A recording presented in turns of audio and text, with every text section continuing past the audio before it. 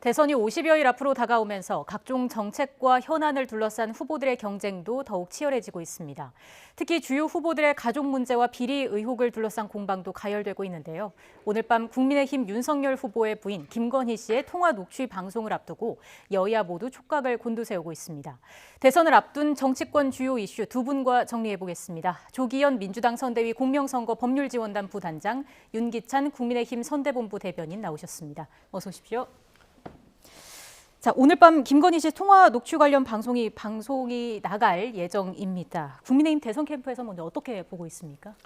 일단 그러니까 법원의 판단을 거쳤지만 법원의 판단 자체가 자료 보실로 좀 불완전하다고 저희는 생각해요. 예를 들면 지금 법원의 판단 과정에서 신청인인 김건희 씨 측에서 목록을 작성했는데 전혀 기억을 못 하고 있기 때문에 통화 내용을 목록 작성이 시중에 놔두는 이제 지라시에다가 네. 그다음에 해당 공영방송사 측에서 견해 표명 요구했던 세 가지 테마거든요. 그러니까 결국은 법원에서도 어떤 내용들의 녹음을 갖고 있는지를 모르는 상태에서 판단을 한 거예요. 예. 그러니까 원칙적인 판단을 했다고 보이는데 예를 들면 수사와 관련된 사항들은 하지 말고 그다음에 사생활과 관련된 부분은 하지 마라. 그러니까 사회적 이슈 내지 공적 이해관계 관련된 부분만 해라. 이런 원칙적인 부분만 얘기한 거라고 볼 수 있어요. 네. 따라서 이것을 해당 방송사 측에서 이제 판단해야 되거든요. 왜냐하면 그 방송사 측이 갖고 있는 7시간 45분 분량의 내용들을 모르는 상황에서 판단한 거기 때문에 예. 따라서 방송사 측의 방송 여부 결정 및 그 내용들을 결정할 때 지극히 공적인 관점에서 또 법원의 기준에 부합하게 일단 해야 될 것으로 생각을 하고 있습니다. 법원의 판단을 존중은 하지만 이해하기 좀 힘든 부분이 있다라는 말씀이시죠? 왜냐하면 저희가 과정은 수차례 말씀드렸기 때문에 예. 뺐는데 이 취재 과정이나 그다음에 방송에 이르기까지 그 전달 과정 등이 사실은 예사롭지 않은 부분이고요. 또한 시점 자체가 지금은 방송의 자유도 방송의 자유지만 방송의 자유도 공직선거법 범위 내에서 인정되는 거 시점상 보면 따라서 우리가 여론조사 공표도 일정 제한이 있듯이 대선 바로 직전이기 때문에 네. 이것은 공직선거법상의 적용 대상이란 말이에요. 그렇다면 이게 진실한 사실이고 지극히 공공의 이해관계에 부합하는 측면에서만 방송을 해야 되는 것이고 한마디만 덧붙이자면 사실 여기에 관련된 분들이 처음 등장하는 분들이 아니에요. 저희가 채널A 이동재 기자와 관련된 소위 말하면 제보자 X라는 분도 사실은 연관돼 있어 보이고 그다음에 저희한테 반론 보도 요청을 했던 그 해당 기자분도 사실은 예전에 검언유착에 등장했던 분이란 말이에요. 어떤 특정 분은 또 일정 SNS에 이 예고를 또 했어요. 예. 다른 필명으로. 이런 전반적인 과정을 볼 때 저희 입장에서는 이것은 단순한 취재에 걸친 방송 관점으로 보기보다는 다소 권언유착의 일종이 아닌가라고 저는 의심을 하고 있는 상황입니다. 예, 민주당 입장도 안 들어볼 수가 없습니다. 지금 어느 정도 파장을 좀 예상을 하고 계신가요? 글쎄요, 그 내용이 아직 공개되지 않은 상황에서 파장을 섣불리 예측하기는 어렵습니다만 이제 그 이전에 있었던 그 허위 경력 관련 보도 이후에 그 지지율에 미친 영향이라든가 여러 가지 고려할 때 이 향후 어떤 선거 구도에 미칠 영향이 적지 않을 것으로 봅니다. 예. 그리고 이제 아름아름 이제 온라인상에 공개되고 있는 내용만 보더라도 사실은 다소 충격적일 수 있는 내용들이 포함된 것으로 보이거든요. 네. 이제 그 구체적인 내용들이 지금 말씀하신 대로 법원이 제시한 기준 안에서 어떻게 이제 편성이 돼서 방송이 될지는 이제 오늘 봐야 되겠습니다만 실제 김건희 씨에 대한 그 배우자 리스크 또 관련돼서 언급될 것으로 예상되는 여러 가지 내용들을 고려했을 때는 선거에 미치는 영향 그리고 윤석열 후보 지지율에 미치는 영향이 상당할 것이다 이렇게 보고 있습니다. 일각에서는 윤 후보의 어떤 국정 운영 능력이라든지 정책 공약과 크게 관련이 돼 있지 않은 부분이 나오게 된다면 오히려 역풍이 일지도 않겠느냐라는 시각도 있거든요. 여기에 대해서는 어떤 말씀해 주실까요? 그럴 수도 있죠. 예, 이게 실제 이게 이제 이 부분에 대한 부분을 이제 그 국민의힘에서는 노리고 방송세 항의 방문을 한다거나 네. 일종의 진영 어떤 대결의 논리처럼 이 언론 보도의 자유 문제를 지금 접근해 가신 건데요. 근데 이게 이제 다른 측면이 있습니다. 언론 보도잖아요. 그리고 이게 법원에서 인정한 적법한 절차에 의해서 취득이 됐고 녹취가 됐고 그 내용을 보도한다는 것이기 때문에 이것을 정치 공작이라고 주장하면서 하는 것은 조금 전에 말씀드린 대로 진영 간 대립으로 모아서 이것이 지지율 결집의 어떤 계기로 삼고자 하는 이제 국민의힘의 기대가 있을 건데요. 예.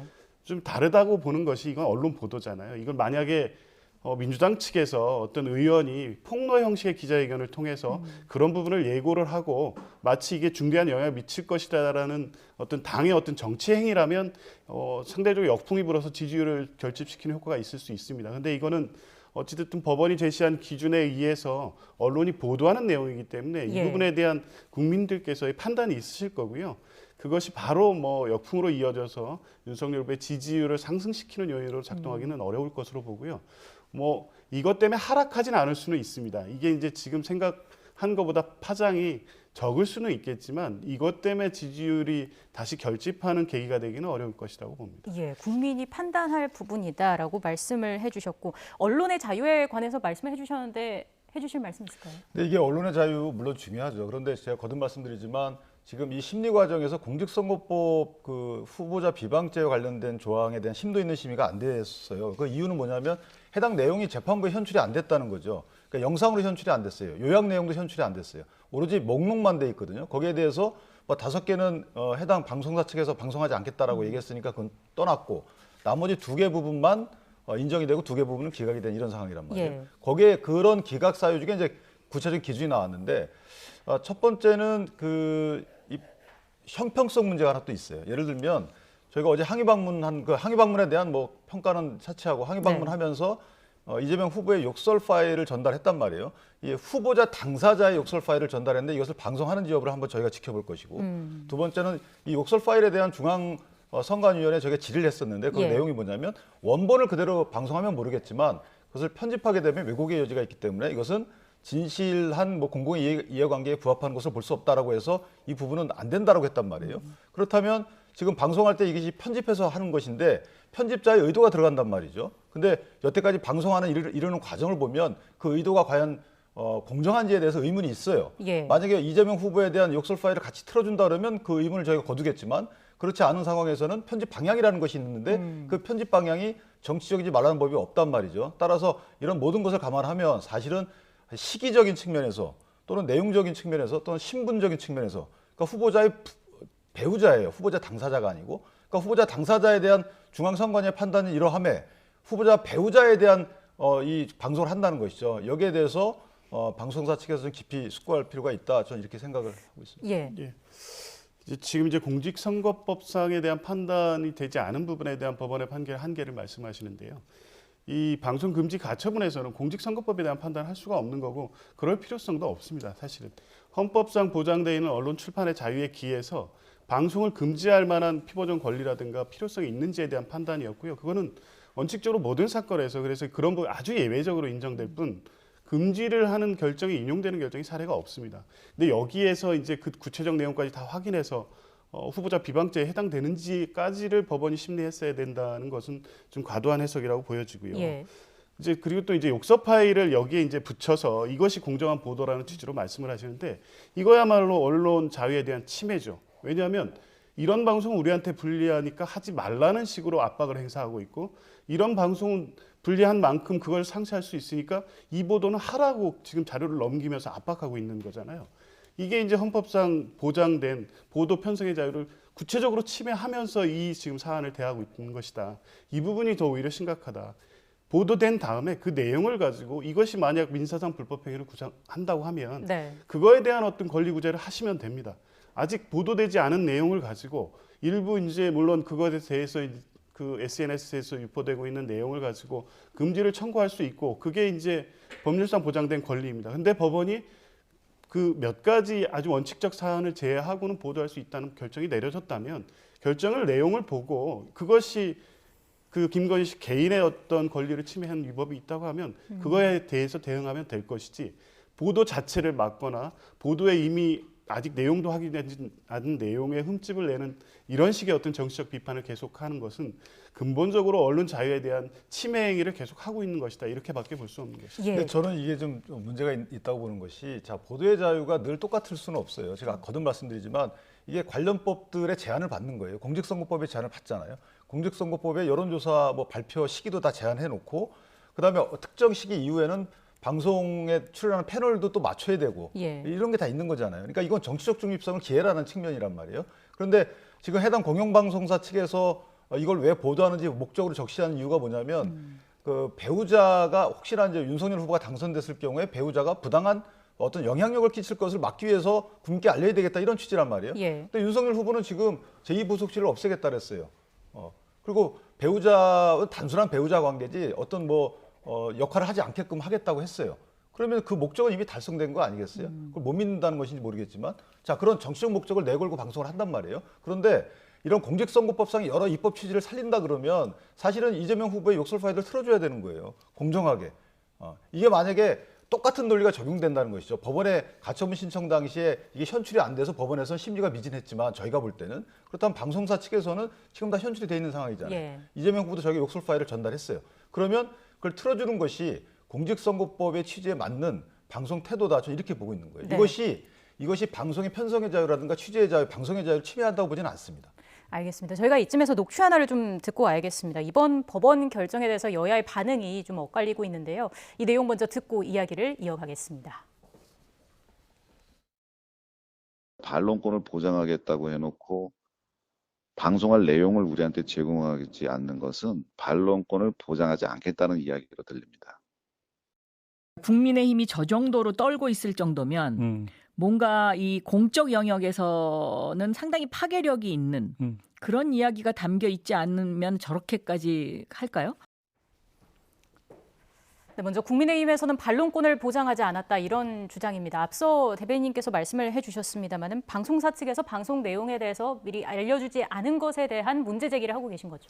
그렇죠. 그러니까 이게 안타깝게도 당사자인 김건희 씨가 본인이 스스로 어떤 통화를 했는지를 기억 못 하고 있다고 합니다. 그러니까 예를 들어서 이건 어떻게 생각하십니까? 이렇게 방송하려고 하는데 어떻게 생각하십니까?라고 물어봐서 의견을 구하는 게 반론권 보장이잖아요. 예. 근데 그 내용 자체를 모르고 있게 되면 어떤 내용이라는 것을 설명을 해줘야 되는데 그런 설명 없이 어떻게 생각하냐라고 묻기 있기 때문에 그러면 그 자체가 또 새로운 보도가 될 수 있어요. 예를 들면 내가 어떤 말을 했는지 자세히 기억도 못 하는데 거기에 대해서 어떻게 반론을 하겠습니까? 그러니까 실질적인 반론권을 보장받지 못했다라는 취지의 이제 수석 대변인 주장을 하고 있는 겁니다.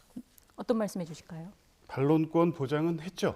결정문에도 나와 있습니다. 12월 29일부터 이 방송사 측이 방송하려는 내용에 대해서 해명 내지 반론권 행사에 대한 요구를 3차례 이상 한 것으로 결정문에 나와 있고요. 그거에 응하지 않은 것입니다. 그러니까 이러한 취지의 내용이 본인이 그 전화통화한 내용이 방송될 것인데 이에 대한 입장을 물론 반론권 행사에 대한 요청을 한 바가 있죠. 근데 이제 그러니까 그 반론권의 행사 범위를 지금 어떻게 말씀하시는지 모르겠어요. 그러니까 방송하는 내용 전체를 다 보여주고 이 부분에 대해서는 이건 해도 되고 안 되고 이런 거를 지금 말씀하시는 거라면 일종의 이건 사실상의 사전 검열권을 하겠다는 취지하고 다르지 않은 거죠. 언론 보도에 있어서의 반론권이라고 하는 것은 언론이 취재한 내용에 바탕해서 이게 사실관계에 어긋나거나 아니면 어떤 입장에 있어서 달리 표현되거나 이 부분에 대한 분명히 해명이 필요한 부분에 대한 본인의 어떤 그 입장을 듣는 것이잖아요. 예. 근데 이제 전체 어떤 내용에 대해서 그걸 확인하고 확인시켜주지 않았다는 이유로 반론권이 행사되지 않았다고 할 수는 없는 것이고 법원에서도 이미 반론권에 대한 기회도 제공이 됐고 향후에 보도된 이후에 추가적인 반론의 기회도 제공할 것이라는 것이 방송사에서 예고하고 있기 때문에 적어도 사전, 사후에 김건희 씨 본인이 이에 대한 반론권 행사의 부분에 대해서는 충분히 보장되고 있다는 판단을 한 것으로 봅니다. 근데 저 말씀은 이제 사실 다소 다른 것이 법원에서 말하는 것은 반론을 해달라고 요청을 했어요. 그런데 그건 맞습니다만은 어떤 내용에 대한 반론인지를 몰라요. 여기서는. 그러면은 당신이 이렇게 얘기했는데 여기에 대해서 또 이걸 보도하려고 하는데 어떻게 하겠느냐라는 말을 해줘야 되는 게 그 반론권 보장 아니겠어요? 근데 그렇게 안 했다니까요. 그리고 최근에 공보단에서 그렇게 요청을 했어요. 자, 반론을 하려고 하는데 어떤 내용으로 보도하려는지 간단하게 요약을 해달라. 이것도 답이 없어요. 그럼 이게 실질적인 반론권 보장일까요? 전 그렇게 보지 않는 것이고 또 하나는 보도된 이후에 반론권 보장은 개인적인 측면에서 그럴 수 있겠죠. 그런데 자, 국면 자체가 대선 국면입니다. 그럼 보도가 된 뒤에 반론권을 행사하게 되면 대선은 끝나요. 이 영향은 어떻게 할 거죠? 그러니까 방송사가 지금 방송을 하는데 김건희 씨가 개인이 아니기 때문에 방송하는 거 아니겠어요? 그와 맞게 김건희 씨는 개인이 아니에요. 후보자의 배우자고 후보자에 대한 대선 결과에 상당히 영향을 미쳐요. 따라서 본인들이 보도하려는 목적에 걸맞게 방송 내용을 편성할 때도 공직선거법에 부합하게끔 편성해달라는 거예요. 저희가 그렇게 요청하는 게 그게 왜 잘못됐는지 모르겠어요. 사전에 반론권 부여에 대해서는 말씀을 드렸고요.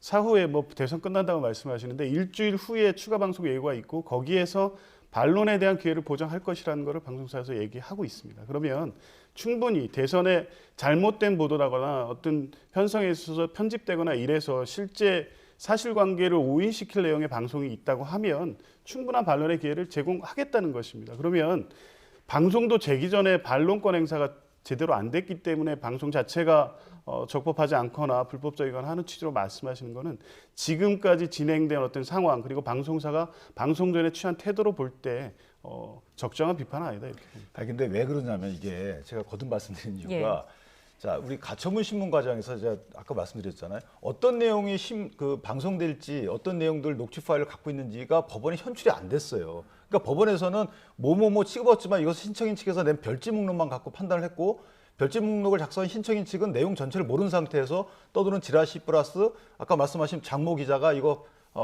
보도하려고 하는데 방송 반론해 주세요라고 하는 거 3개 카테고리 이 정도만 됐단 말이죠.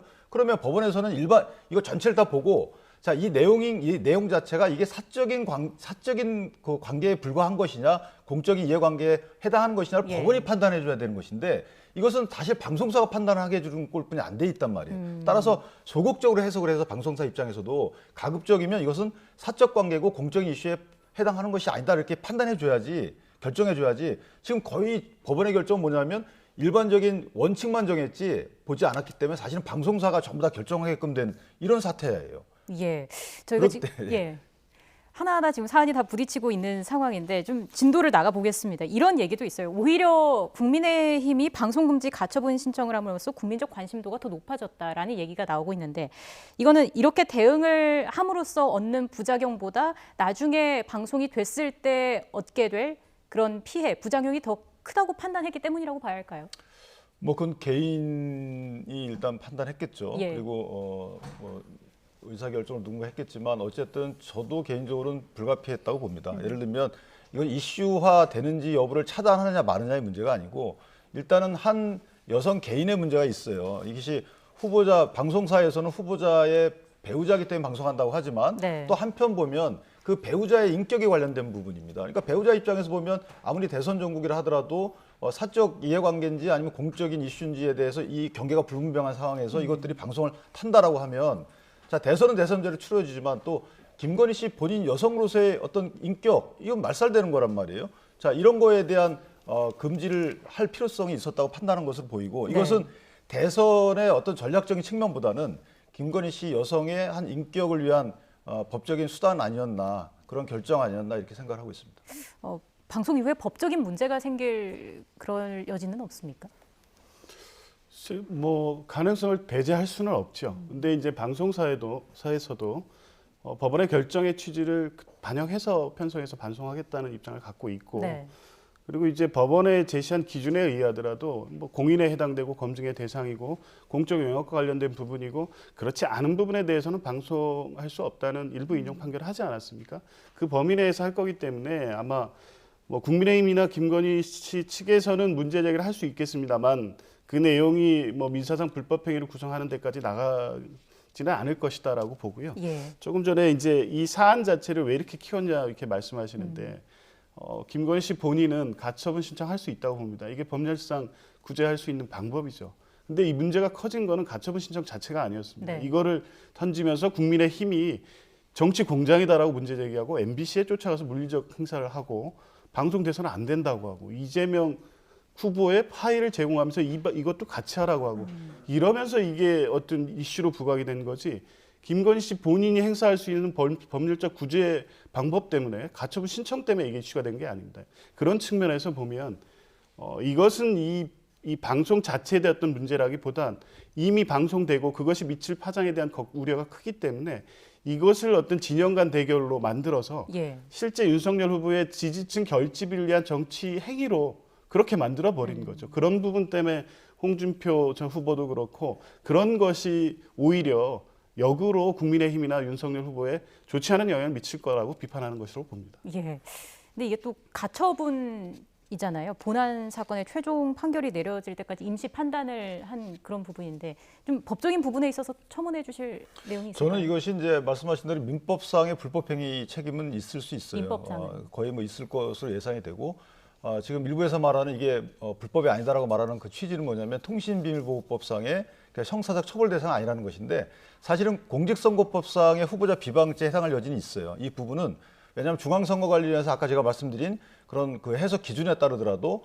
편집해서 편집할 수밖에 없잖아요. 7시간 45분을 전부 방송할 수는 없고. 예. 그러니까 편집해서 방송을 했는데 나중에 어떤 법적 공방하에서 전체 원본 파일을 비교해 봤을 때 편집분이 특정 편집 의도가 보인다. 그렇게 되면 그것은 이제 공직선거법상 후보자 비방죄에 해당할 여지가 있는 것이죠. 그건 선거관리위원회에서 한 얘기입니다. 네. 따라서 방송을 할 때 방송 관계자분들도 이 점을 좀 참조해서 방송했으면 좋겠고요. 아무튼 이것을 선거 전략 내지 뭐 전체 선거판의 영향 이런 것보다는 김건희 씨 한 여성에 대한 인격권을 너무 경시하는 게 아닌가 이런 관점에서도 한번 볼 필요가 있지 않겠느냐라는 생각을 합니다. 네, 부단장님 말씀해 주시죠. 한 가지만 붙이면 여기에 이제 이재명 후보의 그 녹취 파일을 자꾸 이제 결부시켜서 말씀을 하시는데 선관위가 제시한 기준을 지금 언론 보도의 자유 부분하고 똑같이 놓고 평가할 수 없습니다. 이게 왜냐하면 이재명 후보에 관련돼서는 파일 전체를 틀면 후보자 비방죄에 해당하지 않는다. 다만 이것을 편집하거나 특정 부분만을 발췌해서 그거를 SNS에 노출시킨다거나 방송에 쓴다고 하면 이거는 후보자 낙선 목적의 비방 목적이 분명하기 때문에 위반된다는 것이거든요. 예. 지금 김건희 씨는 보도한 내용에 대한 보도니까 당연히 편집이 되고 편성을 하고 그거에 대한 보도를 하는 것이죠. 거기에서 그러면 이 전체 7시 45분을 7시간 45분을 다 틀어야 된다는 논리하고 같은 건데 이게 지금 이재명 후보에 대한 선관 유권 해석을 적용할 수 있는 사안은 아니라고 봅니다. 근데 한 가지만 제가 첨언하면 지금 그 해당 공영방송사 측에서 법원에 낸 이 방송의 목적이 뭐냐라고 했을 때 제가 아까 말씀드렸잖아요. 이것은 대통령이 의원 후보가 됐을 경우에 부당한 영향력 행사를 방지하기 위해서다. 이 낙선 목적이에요. 그렇죠? 아닙니다. 당선 목적은 아니겠죠. 방송의 내용으로 볼 때. 공적 검증의 영역인 것이죠. 자, 그거를 그러니까 방송사가 이 낙선 목적 목적이라고 자체가 거기에 판단하시면 그런 의도이기 때문에 이것은 낙선의 의도가 숨어 있는 거예요. 이 말은 뭐냐면 정말로 왜곡된 편집이 없으면 그런 말이 생기지 않겠지만 나중에 법적 공방 하에서 만약에 편집을 했는데 뭔가 편집 의도가 보인다. 그럼 낙선 목적은 이미 본인들이 가처분 신청의 답변서에 낸 내용에 나오는 거란 말이에요. 자, 이런 점 등을 방송 관계자들이 이해했으면 좋겠다는 생각을 하고요. 이재명 후보자의 그 SNS 관련된 것도 똑같은 논리예요. 거기도 마찬가지입니다. 예. 그래서 분리해서 생각해 볼 필요는 없다 이렇게 생각합니다. 좀 그 위험한 말씀을 하셔서 방송 보도가 아직 나오지도 않았는데 이 보도의 내용을 지금 이제 아까 그 말씀하신 부분은 후보자의 배우자가 대통령이 될 수도 있기 때문에 된 경우에 국정에 어떤 영향을 미칠 부분에 대한 것을 언급하신 거죠. 근데 이게 법원은 이 부분을 어떻게 봤냐면 이게 공적인 어떤 검증의 대상이기 때문에 금지 필요성이 없다고 본 겁니다. 이 부분을 낙선 목적이 있는 보도라고 이렇게 단정적으로 말씀하시는 거는 적절치 않다고 봅니다. 방송 내용을 보면 봐야 알겠지만 네. 사실 뻔히 예상되는 거 아니겠어요? 방송의 내용이라는 게 의도라는 게. 그리고 또 하나는 거기에 관련된 분들이 SNS에 올린 내용들이 있어요. 이미 이전에 벌써 며칠 전에. 네. 그러면 어떻게 알고 벌써 예고를 하죠? 이런 여러 가지 정황들을 감안해 볼 때 국내심 입장에서는 상당히 의심의 노출을 볼 수밖에 없는 상황이다. 이렇게 말씀드립니다. 네, 알겠습니다. 일단 오늘 밤에 방송이 됩니다. 방송 이후의 여파를 계속 좀 지켜보겠습니다. 화제를 좀 바꿔보겠습니다. 거리두기 연장으로 피해를 본 소상공인들의 방역 지원금을 포함한 추경 예산안이 발표가 됐습니다. 이재명, 윤석열 두 후보는 더 큰 지원을 주장하고 있는데요. 화면 먼저 보고 오겠습니다. 또 조금만 했더군요. 아니 윤석열 후보도 50조 하자 그러고 찔끔 이렇게 소액으로 해가지고 이게 효과가 있을지 모르겠어요. 어차피 이런 식으로 할 거면은 여야가 바로 협의를 해서 그 추경안을 정부에 보내고 정부가 그걸 국회로 보내면 즉각 이 문제가 풀릴 것 같습니다. 저는 네, 이재명 후보는 오히려 너무 적게 편성이 됐다 이런 입장입니다. 민주당도 좀 동일한 입장으로 보면 되겠습니까? 네, 그렇습니다. 이게 당초 요구했던 실제 어떤 피해 보전에 미치지 못한다는 입장이고요. 그래서 지금 15조 정도 편성한 걸로 알고 있는데 한 10조 이상을 더 추가해서 실제 사회적 거리두기 강화로 인해서 피해가 발생했는 부분에 실질적 도움을 드리는 수준의 편성이 돼야 된다. 예. 또 지금 15조 뭐 이렇게 하면 또다시 추경에 대한 또 다른 다시 논의를 해야 될 수도 있거든요. 또 기왕에 윤석열 후보도 이게 적다는 입장이시고 확대해야 된다는 입장이라고 하면 예. 당연히 늘려서 지금 뭐 충분히 여야가 합의할 수 있는 어떤 피해 규모에 대한 실질적 보상액이 마련될 수 있다고 보고요. 그거에 대해서 윤석열 후보도 입장이 다른 것으로 보이지는 않습니다. 예, 윤석열 후보도 뭐 긍정적인 입장을 전했는데 국민의힘에선 대선을 앞둔 추경은 현금 살포다 이런 입장인 거잖아요. 좀 엇박자를 대고 있는 상황인가요? 엇박자로 보이지는 않고요. 그러니까 윤석열 후보처럼 사실은 저렇게 실질적인 만족을 주는 추경안을 마련하면 되는데 그 전제가 예. 뭐냐면 저 재원 마련에 있어서 정부하고 약간 의견이 다른 거예요. 예를 들면 정부는 지금 추가 세수를 활용해서 뭐 9억에서 9조, 10조 정도 활용해가지고 14조 정도를 만들자는 것인데 그리고 뭐 우선 적체국자를 할 수밖에 없어요. 근데 윤석열 후보 등이 얘기하는 것은 뭐냐면 일단 구조조정, 지출 구조조정을 하자는 겁니다. 기존 예산안을 좀 조정해가지고 거기서 예산안을 뽑아서 활용하자는 것이기 때문에 재원 마련 방법에서 차이가 있어요. 따라서 당내 엇박자라고 보기는 어렵고 다만 추경호 원내수석 같은 경우는 당장 추경안에 대해서 협상해야 되는 입장이기 때문에 이렇게 찔끔 뿌리는 것은 이것은 사실은 뭐 선거용으로밖에 볼 수 없다라는 일반적인 얘기를 한 것이고요. 국민의힘의 추경안의 범위 내지 그 소상공인 지원 대책에 대해서는 변함이 없다 이렇게 말씀드립니다. 국회 통과는 뭐 크게 문제가 없을까요? 어떻습니까? 뭐 실제 이제 지금 말씀하시는 것이 진정성 있게 지금 요구하는 수준 그 지금 정부가 내놓은 안을 확대해서라도 실적 도움이 된다는 입장을 네. 가지고 협상에 임하신다면 합의되지 않을 이유가 없다고 보여지고요. 근데 이제 지금 이제 우선 이걸 가지고 자꾸 선거와 결부시켜서 선거용이다, 현금 살포다라는 얘기가 계속 나오고 있기 때문에 과연 윤석열 후보가 어떤 공개적인 자리에서 하는 얘기를 그대로 신뢰할 수 있느냐, 이게 국회 협상에서도 동일한 입장을 가지고 국민의힘이 성실하게 임할 것이냐는 좀 지켜봐야 될 것 같습니다. 근데 왜 그 말이 왜 나왔냐면요. 보세요. 추가 세수가 10조 원이 걸쳐요. 그럼 10조 원을 당장 쓸 수 있는 건 아니거든요. 4월 달에 국가 자체 결산을 한 이후에 쓸 수가 있어요. 그럼 그 전에 보면 적자 구치를 발행해서 그때까지는 이자를 내줘야 돼요. 그럼 원래 정부라 그러면 사실은 선거가 만약 3월 9일 없었으면 4월 달에 추경안을 세우는 거예요. 원래 그게 맞잖아요. 근데 이거를 지금 세운단 말이에요. 1월 달에. 1월 추경은 6.25 때 빼놓고 없었다는 거 아니겠어요? 그러니까 정부의 의도라는 게 사실은 오해 살만한 의도가 있었던 건 맞죠. 그러니까 그렇다면 윤석열 후보도 지금 추경 자체에 대한 이게 왔다 갔다 하신 거잖아요.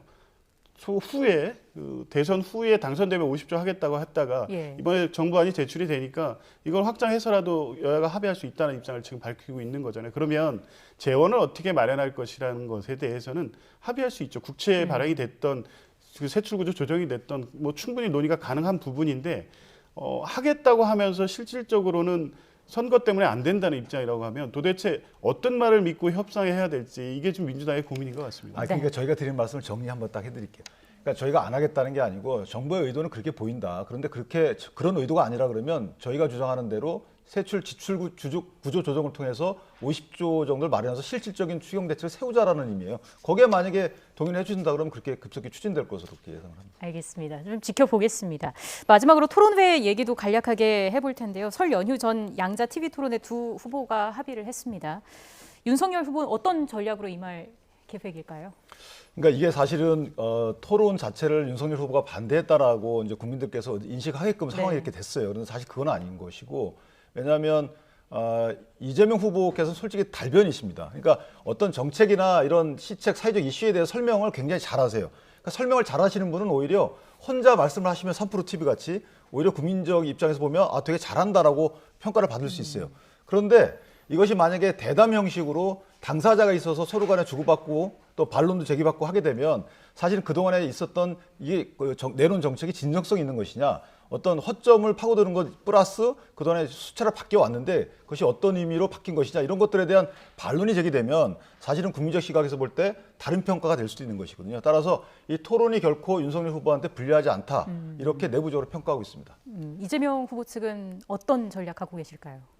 뭐 일단 지금이라도 토론회 합의가 돼서 토론회가 설전에 개최돼서 국민들께서 이제 어떤 판단하고 평가할 수 있는 기준이 제시된다는 것은 다행이라고 생각하고요.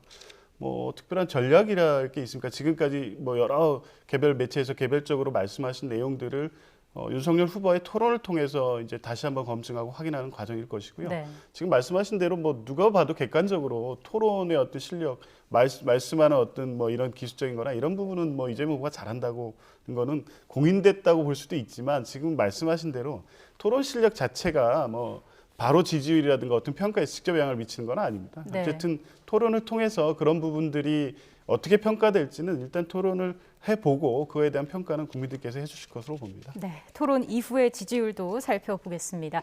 지금까지 조기현 민주당 선대위 공명선거 법률지원단 부단장, 윤기찬 국민의힘 선대본부 대변인 두 분과 함께했습니다. 오늘 말씀 잘 들었습니다.